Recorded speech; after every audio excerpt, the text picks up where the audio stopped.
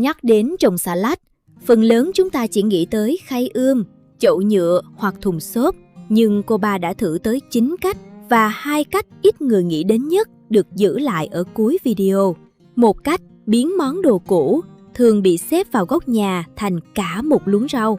Cách số 1 còn lạ hơn, chỉ cần khoét vài đường trên một vật chứa quen thuộc, ta có thể trồng xà lách kính từ trên xuống dưới, nhìn rất đẹp, tiết kiệm chỗ, nhưng làm sai một chi tiết thì cây phía trên khô héo, cây phía dưới lại úng rễ. Vậy cách nào thực sự dễ trồng, cách nào chỉ đẹp khi lên hình? Cùng cô ba đếm ngược từ cách thứ 9. Xà lách là loại rau cho người mới thấy thành quả khá nhanh. Chỉ cần vài lá non là đĩa rau sống đã khác hẳn. Nhưng nói dễ không có nghĩa là gieo mùa nào, đặt ở đâu cũng lớn giống nhau. Xà lách ưa thời tiết mát. Khi trời quá nóng, cây dễ vươn thân, ra hoa sớm và lá bắt đầu đắng. Thay vì cố ép cây theo ý mình, ta chọn cách trồng hợp với thời tiết và khoảng sân nhà mình, công chăm sẽ nhẹ hơn nhiều. Cách thứ 9, ươm trong khay nhỏ. Đây là cách quen thuộc và gọn nhất khi hạt giống không nhiều. Cô ba dùng một chậu nông, cho đất sạch, tơi, giữ ẩm, nhưng thoát nước tốt. Sang mặt đất, rải hạt thưa rồi phủ một lớp giá thể thật mỏng. Hạt xà lách rất nhỏ, lớp dày quá sẽ khó nảy. Sau đó dùng bình phun sương làm ẩm, không dội thẳng một ca nước khiến hạt trôi dồn về một góc. Đặt khay ở chỗ sáng dịu, thoáng và đừng để mặt đất khô trắng. Khi mầm vừa mở lá, không đem phơi ngay dưới nắng gắt. Ta cho cây làm quen dần, buổi đầu chỉ đón nắng sáng nhẹ, những ngày sau mới tăng thời gian. Cây ươm trong nhà càng cần bước này để quen nắng và gió. Khi cây có vài lá thật, bầu đất giữ được quanh rễ thì mới chuyển. Nhấc cây bằng phần lá, đừng bóp vào thân non. Khay ươm giúp mình tránh được mưa lớn và kiểm soát hạt tốt hơn. Nhưng nếu rải quá dày, rễ sẽ quấn vào nhau, đến lúc tắt cây lại mất nhiều hơn được. Cách thứ 8, gieo thẳng thành hàng. Nếu có sẵn một khoảng luống, gieo thẳng sẽ bớt được công sang cây. Cô ba lấy thanh tre làm dấu, kéo những rãnh rất nông, rồi rắc từng hàng xà lách xanh, xà lách đỏ. Lúc mới gieo, khoảng đất nào cũng thấy rộng, nhưng chỉ một nhúm hạt nhỏ đã có thể biến thành cả cụm cây. Và đây là lỗi dễ mắc nhất. Khi hai bên hàng chạm lá, cây ở giữa bị che sáng, thân vươn dài, gốc yếu và lá nhỏ. Bón thêm phân không giải quyết được, bởi thứ cây thiếu trước tiên là khoảng trống. Khoảng cách còn tùy giống. Xà lách lá có thể trồng gần hơn loại cuộn bắp. Các bác cứ hình dung tán cây khi lớn, mỗi cây phải có chỗ xòe mà không chen vào cây bên cạnh. Gieo thẳng nhàn, nhưng phải gieo thưa và tỉa sớm. Những mầm rất nhỏ có thể rửa sạch làm rau non. Cây đã có vài lá thật, rễ lấy lên còn nguyên thì mới đáng chuyển sang chỗ khác. Càng tiếc cây, giữ lại quá nhiều, cuối cùng cả hàng càng khó lớn. Cách thứ 7, trồng trong túi vải. Những cây lấy ra khi tỉa thưa có thể chuyển vào túi trồng. Túi vải nhẹ, cất gọn, thoát nước nhanh và kéo sang vị trí khác khá dễ khi nắng đổi hướng. Nó tiện cho sân thượng hoặc khoảng sân nhỏ, nhưng cũng mất nước nhanh hơn chậu nhựa, nhất là những hôm có gió nóng. Cô ba không nhét đầy cây chỉ vì túi vẫn còn trống. Trước khi đào lỗ, ta đặt thử cây trên mặt đất để hình dung cán sau này. Trồng xong, tưới đẫm một lần để đất ôm sát rễ. Những ngày tiếp theo, kiểm tra độ ẩm bằng tay. Chạm xuống dưới mặt đất khoảng một đốt ngón. Thấy còn mát ẩm thì chưa cần tưới, thấy khô mới bổ sung. Mục tiêu là giữ ẩm tương đối đều, không để túi thành bầu bùn vào buổi sáng rồi khô rang khi chiều xuống. Túi vải cho kết quả tốt nếu đặt nơi có nắng dịu và người trồng theo dõi nước đều. Nếu các bác thường đi vắng hoặc sân hướng nắng cả ngày, chậu lớn màu sáng sẽ giữ ẩm ổn định hơn. Cách thứ 6, trường trên luống cao.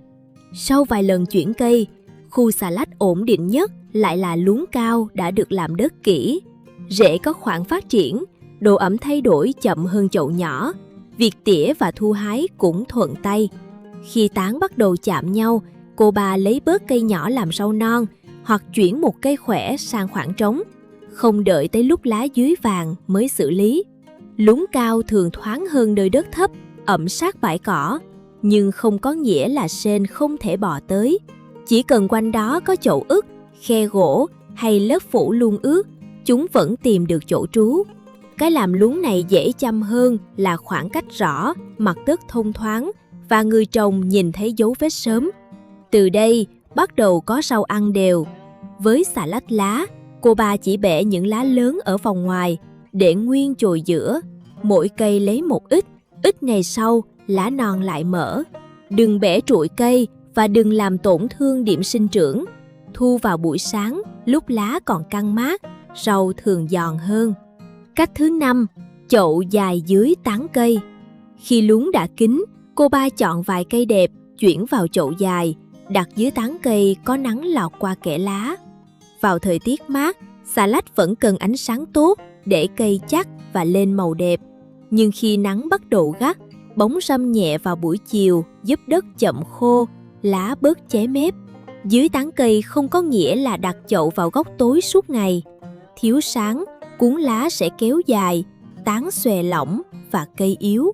Cô ba quan sát đường nắng trong sân, cho chậu nhận nắng sáng, rồi tránh nắng xiên gay gắt cuối chiều. Nếu ánh sáng chỉ tới từ một phía, mỗi tuần xoay chậu một lần. Cái hay của chậu dài là mình có thể di chuyển theo mùa. Lúc trời dịu, kéo cây ra nơi sáng hơn. Đến đợt nóng, đưa chậu lùi vào bóng cây. Chủ động thay vị trí thường hiệu quả hơn việc để cây ngoài nắng, rồi cố bù lại bằng thật nhiều nước. Cách thứ 4, đặt chậu dưới mép mái hiên. Khi trời nóng hơn, một số chậu được chuyển vào mép mái hiên. Những cây tránh được nắng trưa, giữ lá mềm lâu hơn cây phơi ngoài sân trống. Tuy vậy, chỗ đặt vẫn phải sáng và thông thoáng. Đưa chậu quá sâu vào trong nhà, xà lách sẽ xanh nhạt, thân kéo dài và đất lâu khô. Ở vị trí này, cô ba tưới thẳng vào đất quanh gốc, không cần làm ướt từng chiếc lá. Tán lá ướt lâu, nhất là vào chiều tối, dễ giữ ẩm và phát sinh bệnh. Tưới chậm đến khi nước vừa thoát khỏi đáy, sau đó chờ mặt đất bắt đầu se mới tưới lại. Đĩa hướng bên dưới cũng không để ngập nước hàng giờ. Ưu điểm lớn nhất của chậu dưới hiên là mình chủ động tránh được mưa lớn và nắng gắt. Hôm mát kéo chậu ra đón sáng, hôm nhiệt tăng cao lại đưa vào. Một chiếc chậu dễ di chuyển, đôi khi có ích hơn việc mua thêm phân.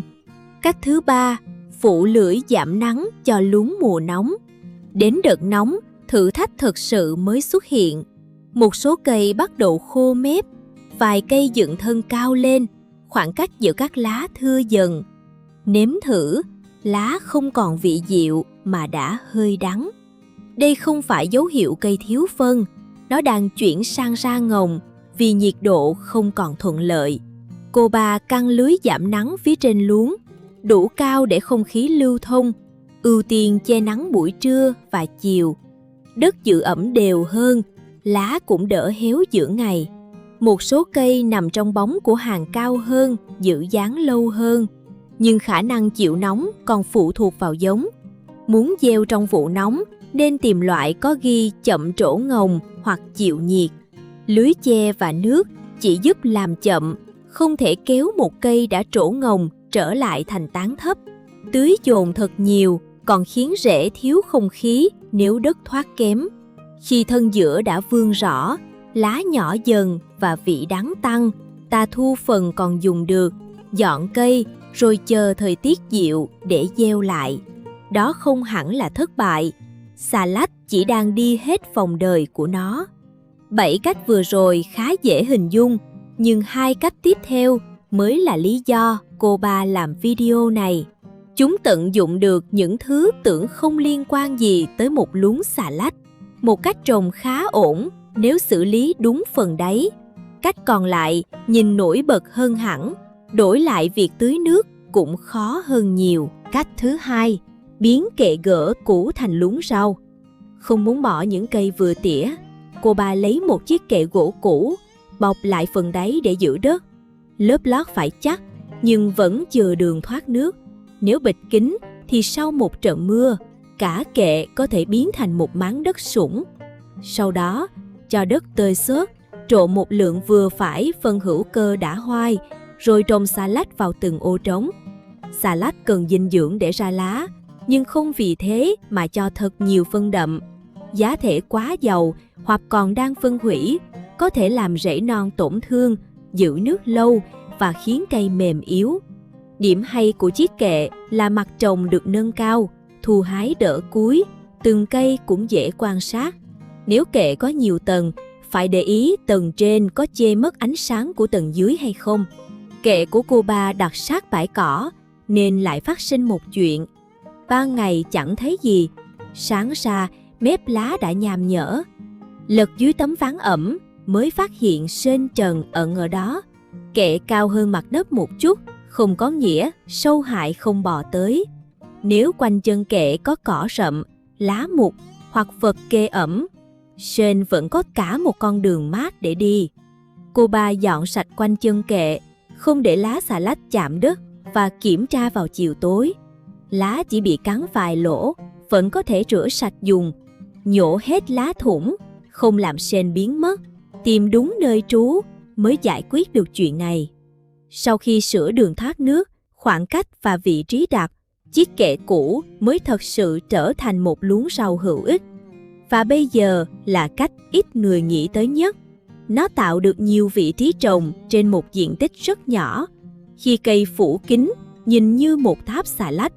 Nhưng cũng chính cấu tạo thẳng đứng ấy tạo ra lỗi trên khô, dưới ướt mà cô ba đã nhắc từ đầu. Cách thứ 1. Trồng xà lách quanh bình nước cũ. Cô ba lấy một bình nước lớn, khoét những miệng chữ V so le quanh thân và đục nhiều lỗ thoát ở đáy. Đổ đất đến đâu, đặt cây vào khe đến đó, rồi lấp nhẹ quanh rễ. Có thể sắp xà lách từ xanh sang đỏ, để khi tán lá phủ kín, chiếc bình trở thành một tháp rau nhỏ, đặt ở ban công cũng không chiếm nhiều mặt sàn. Nhìn lạ mắt, nhưng cách này có 3 điểm khó. Những cây ở tầng trên hứng gió nhiều nên đất khô trước. Nước từ trên chảy xuống khiến tầng dưới dễ ẩm lâu. Thành bình nhựa phơi ngoài nắng lại nóng nhanh, làm rễ nằm sát thành, chịu nhiệt mạnh hơn rễ trong chậu rộng. Chỉ tưới từ miệng bình, chưa chắc mọi tầng đã nhận được lượng nước giống nhau. Nếu muốn thử, các bác nên chọn bình màu sáng, đặt nơi có nắng sáng hoặc ánh sáng lọc, đục đủ lỗ dưới đáy và kiểm tra độ ẩm tại nhiều tầng. Tưới chậm để đất kịp hút, quan sát xem phần đáy có đọng nước hay không. Không đặt bình lên tấm bìa luôn ẩm giữa bãi cỏ với hy vọng ngăn sên, bởi khoảng tối bên dưới có thể lại thành chỗ trú cho chúng. Cách số 1 đúng là tiết kiệm diện tích và lên hình rất đẹp, nhưng không phải cách dễ nhất. Nó hợp với người thích tận dụng vật cũ, có thời gian kiểm tra nước và đặt được bình ở nơi nắng không quá gắt. Với người mới, một chậu rộng, sáng màu, có lỗ thoát vẫn dễ kiểm soát hơn nhiều. Nhìn lại từ cách thứ 9 tới cách thứ 1, cô ba rút ra một điều khá rõ. Cách độc lạ nhất chưa chắc là cách cho rau ổn định nhất. Khay ươm tiết kiệm hạt nhưng phải tách cây đúng lúc. Gieo thẳng nhàn nhưng phải gieo thưa. Túi vải nhẹ mà mau khô. Luống cao và chậu rộng thường dễ chăm hơn. Kệ gỗ tận dụng được nhiều khoảng trống, nhưng phải xử lý đáy và kiểm soát sên. Bình nước tạo được tháp rau đẹp mắt, đổi lại việc giữ ẩm đồng đều khó hơn. Nếu mới trồng lần đầu, các bác đừng gieo hết cả gói. Chia hạt thành nhiều đợt nhỏ, cách nhau 1 đến 2 tuần. Đợt trước gặp mưa hay nóng bất thường, đợt sau vẫn còn cơ hội. Gieo nối tiếp còn giúp tuần nào nhà mình cũng có một ít rau vừa lứa, thay vì cùng lúc có cả luống già, rồi những tuần sau lại không còn gì để hái. Còn nếu chỉ được chọn một cách để bắt đầu, cô ba vẫn chọn chậu rộng hoặc một góc luống cao, đất tơi, thoát nước tốt và gieo thưa ngay từ đầu. Hai cách cuối đáng thử vì sáng tạo, chứ không phải vì chúng luôn tốt hơn cách truyền thống. Trồng rau ở nhà, cách phù hợp nhất là cách mình nhìn được đất, kiểm tra được nước và chăm đều mà không thấy mệt. Trong hai cách cuối, các bác muốn cô ba làm riêng chiếc kệ rau hay tháp xà lách trước? Hãy để lại lựa chọn ở phần bình luận. Còn bây giờ, cô ba đi hái những lá ngoài đã đủ lớn trước khi nắng lên cao. Hẹn gặp lại các bác ở khu vườn sau.